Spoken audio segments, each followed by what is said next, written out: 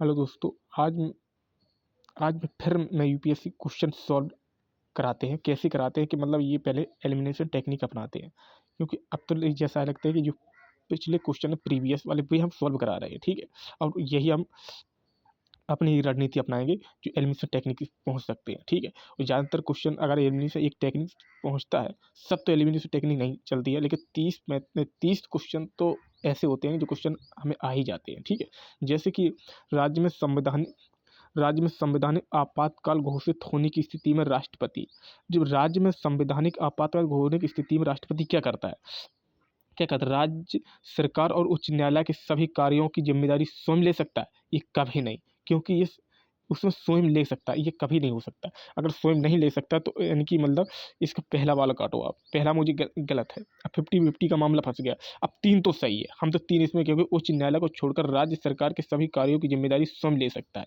यानी कि उच्च न्यायालय की जिम्मेदारी नहीं ले सकता है।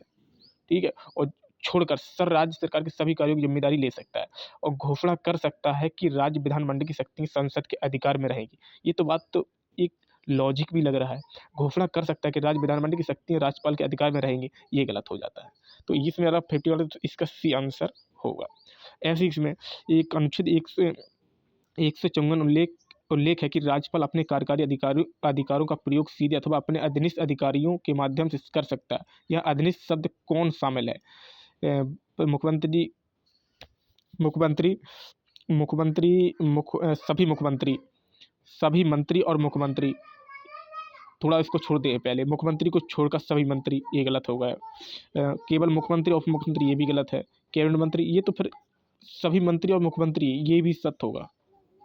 तो ऐसे क्वेश्चन सॉल्व करना है। ठीक है, इसी तरह एलिमिनेशन टेक्निक अपनानी है। ठीक है, अब वो हम जो केवल यूपीएससी ट्रेंड अपना रही है वो थोड़ा हटके, क्योंकि अब एलिमिनेशन टेक्निक बहुत कम लगे, क्योंकि 4 ऑप्शन आपको जब क्लियर पता है तो ही आप सॉल्व कर सकते हैं।